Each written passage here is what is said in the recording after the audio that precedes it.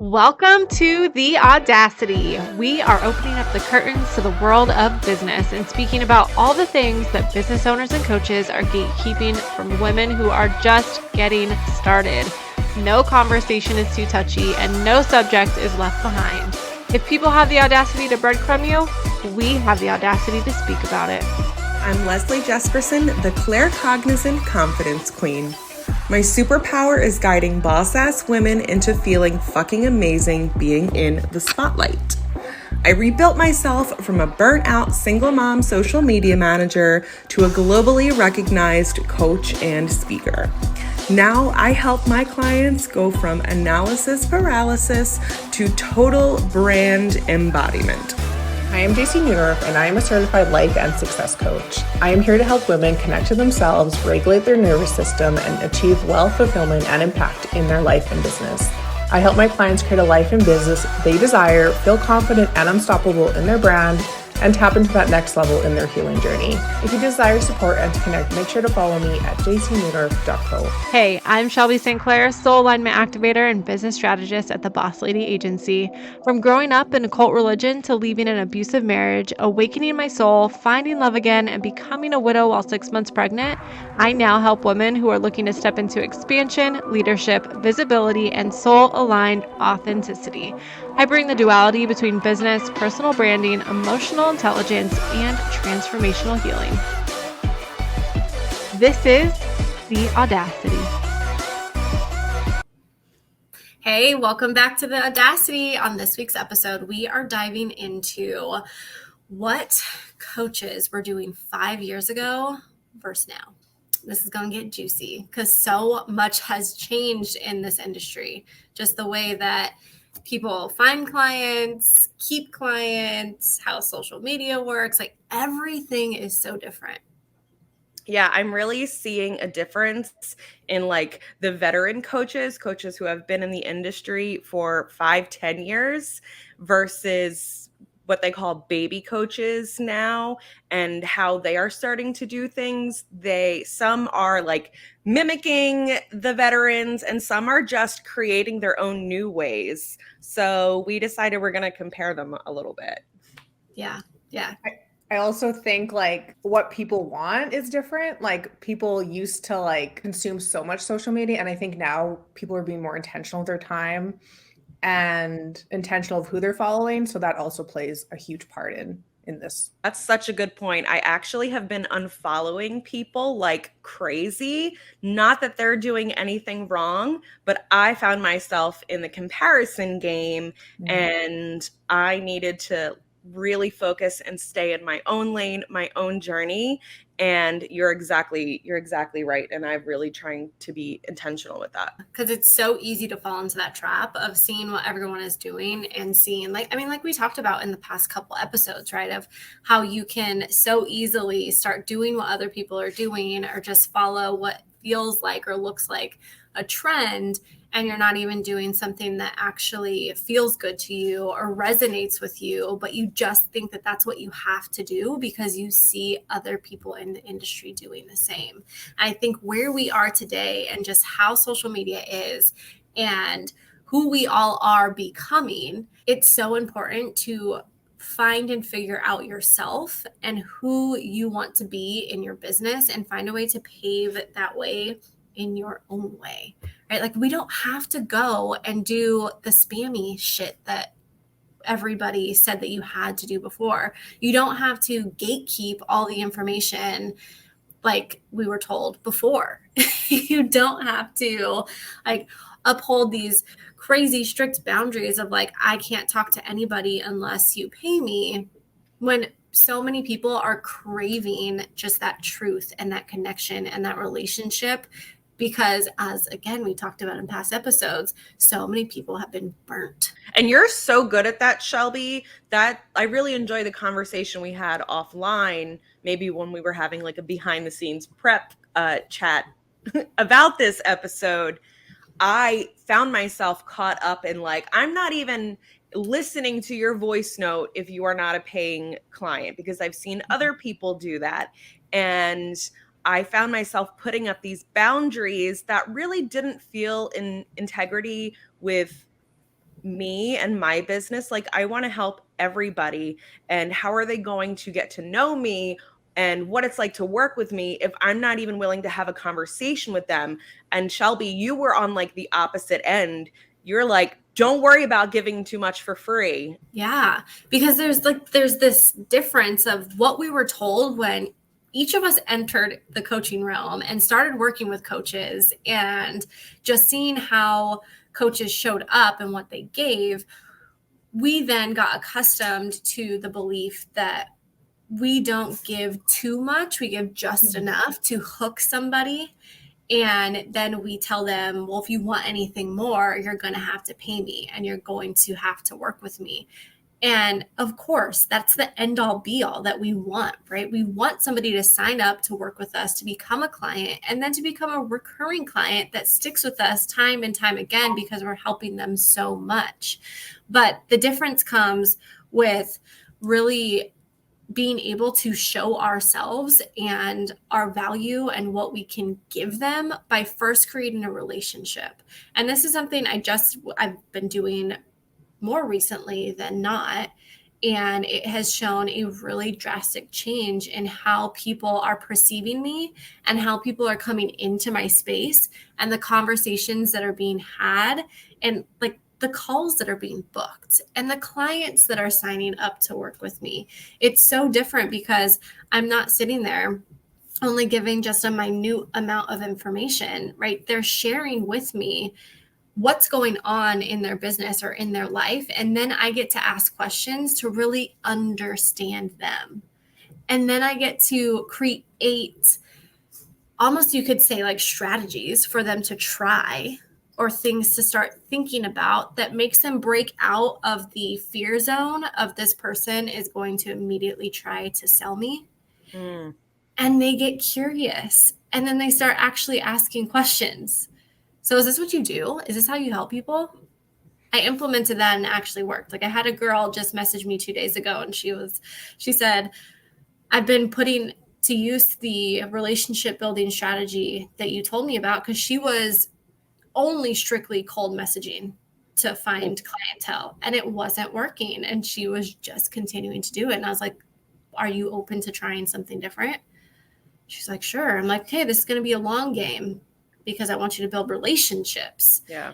But even in a week and a half of her implementing this new strategy and trying it in a new way, she's already had more calls booked. She's had more conversations in her DMs than she did before. And she's now has 2 sales calls set up, like not only because she does discovery calls and then sales calls. So she has a bunch of discovery calls getting booked. And now she has sales calls getting booked because people are so interested because she's building the relationship first. Yeah. And I think actually that's like an old school thing that we used to do. And then there was like this massive, super hard boundaries wave.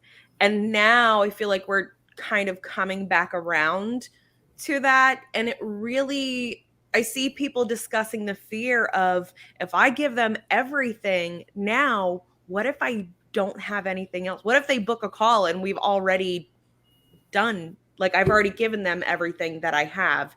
And I think that's a fear, but that's not a reality.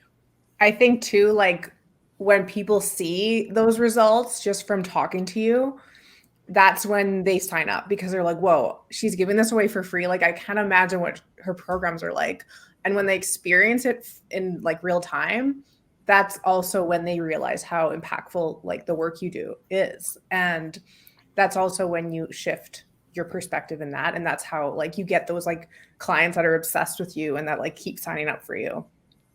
Yeah.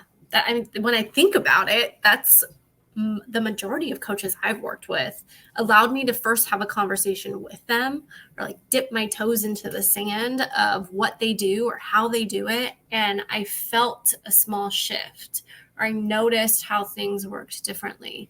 But then there were so many coaches that I tried to have conversations with, and it's like you can't get to the top of their DMs to actually have a conversation with them because they're so overloaded, which is completely understandable when you get to a point of being super successful. Your DMs are just overflooded. But at that point, it's like, how are you building that relationship base, right? You have to take yourself off of that pedestal of like, I'm such a fucking badass that I can't have a conversation with somebody. No, I want to know that you're a real human first. Yeah.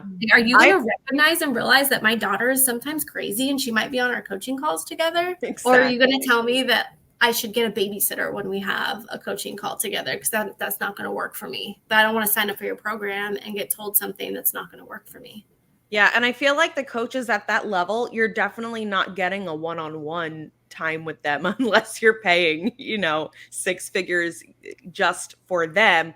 And I think that's why I started unfollowing certain coaches. Again, I'm not knocking the hustle. I'm sure I know that they worked so hard to get there, but I'm at the point in my journey where I want relationships. I want someone who knows me, who knows my struggles, who knows how to help me, who knows how to help me heal, who knows how to support me.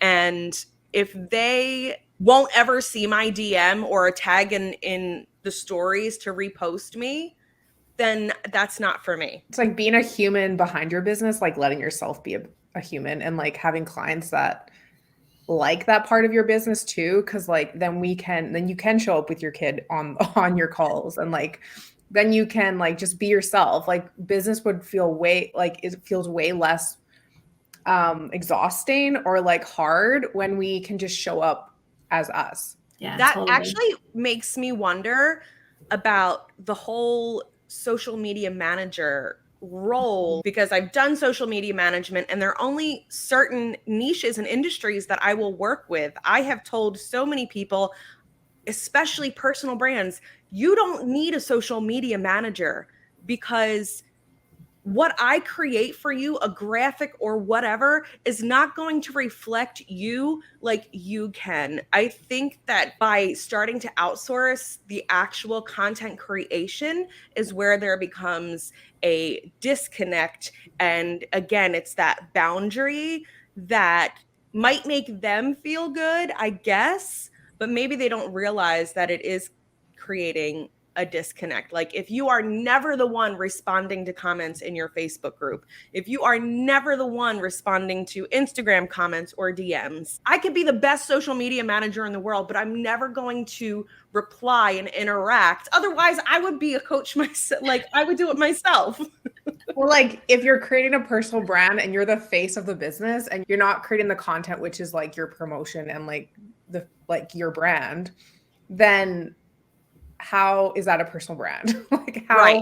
It's one thing to have somebody like a VA, like set up your website and actually schedule the content and maybe make it look aesthetically pleasing. But if you have someone else just making graphics for you, it's a no for me. Or even writing the posts. I remember before I started my coaching business, I actually was doing some work for a couple coaches who they would have me write the posts, and then I would talk to them and be like, I'm not your energy. Like I see your work and I know what you do and I understand who you are, but me writing the content is in my language, not in your language, right? Where there can then be this confusion, I think, with, well, okay, you just get a copywriter and they can match your messaging and match your language, but still there's an energy connected to it, right? So if somebody is coming and they're reading, they're going to have that feeling and that knowing. And in the coaching world, we all sign up to work with coaches to have a personal connection, right? We want to work with somebody because they have something that we want. They have something in their life or personally that we want, and we want their help to get there. Even if you're joining just a self-study course or a group program and you're not getting one-to-one, it's still just knowing that this person sees you as another human being and that they're here to help and serve you. And you're not just a transactional source, right? Like I don't want to just be a number in somebody's bank account. I want somebody to actually care if I'm not showing up for something in a program or like the course isn't getting completed. Hey, what's going on? Is everything okay? No, my life's a fucking shitty mess. Like I really need some extra help, right? But if somebody isn't in their business or in touch with the people that come in and it's not humanized, it takes away from that. And I think that that's why so many people start a program or work with a coach and then feel so defeated because of this shift that happened over the last 5 years of how so much has become just very automated, and the blocks put in place of I'm untouchable because I've reached this level of success. And we're turning into this time, especially after COVID and everybody being locked away. Now that everybody's finally getting the courage to really step out and like do things and connect, I think that's why there is more of this drive and this want and this urge for actual connection. Mm-hmm. And that's why we are doing in-person events now too. Amen to that. That's like what people want too right now, is like those in-person connections, because like everybody's realizing that just being behind a computer is not what we want. Because I know when I started being in the online space, like that was the cool thing. Oh my God, like you could work at home. You don't have to you can wear pajamas to work. And now like that's great. But also people are realizing how if you just spend your time alone at home doing the things, like it gets very isolating and lonely, and we need to find ways to connect with ourselves and connect with others, and bringing our work where we can outside of our office. You're going to be hosting Brunch with Babes in your town in no time, Jaycee. I agree. Okay. We really twisted your arm, didn't we? Yeah. We had to shove it down your throat just a little bit. But also that's like something, I know so many people that are wanting to do that. Like I've never done that before, but it sounds really fun, because that's networking in person is like the best. Like it's so much different than just having your like social media friends. Like that's great and all, but like when we can actually connect in person and support each other in person, then that's like next level stuff. Yeah. Another level of humanizing. Mm-hmm. Yes, exactly. And it makes me wonder, like, if there was somebody who was, I'm going to say, untouchable or unreachable, I would not go to an event that they were hosting, because I don't want to, like, I would feel like I was like a fan at a concert instead of human connection, which is what we need and what we want in this space. It is. It's just it's so necessary. So like if you're in this zone, right, and you're feeling like all of us have, and we're trying to break this barrier of how things shifted and changed in the coaching world to bring it into the space where we're back to being humans again and building relationships and having connections. I think it's important to share with everybody watching to like allow themselves to put themselves out there, even if it's scary. Try and have a conversation, right? It's going to benefit you more if, rather than just watching what everybody is doing, you just start to try and have conversations and start asking questions and start getting to know people. And guess what? The people that don't respond or don't give you the time of day, they aren't the people for you if this is what you're craving. I think there might be some people out there that don't really necessarily care. They just want the information, and that's fine, but we're not here to serve those people, right? Because we want the people that want the real connection and want to feel like they're seen and heard. And stepping into this zone, I think, really allows that to be created, dropping that barrier of the boundary of I can't serve or give unless I'm being paid. I can promise you, you will be paid if you allow people to step into your zone of genius and to feel your energy, and for them to see that you are going to love on them outside of a paid container. Because when they get into that paid container, guess what? It's just a step up. Like, right? They're going to get more. It's going to impact them more, because you're going to be able to fully see them and understand them, because you're actually helping them in a specific area, whether it's a program or private coaching or whatever it is. Yep. And that's the opposite of scarcity mindset, which unfortunately we all suffer with. Right. But it's pushing past that fear and that barrier, and just saying, okay, I'm just going to try. Let's see what happens. Even if somebody doesn't reply to you, it doesn't mean that anything's wrong with you. which I think that sometimes we put on ourselves as well. Oh, they didn't respond or didn't have a conversation or whatever. Something's wrong with me. I'm not worthy. No, that's just not your person. And that's okay. Like, subscribe, comment, share with us your takeaways, what you got out of this episode, and what you feel is going to be the best thing that you can start implementing for yourself and your business. We would love to hear it, and we'll see you next time.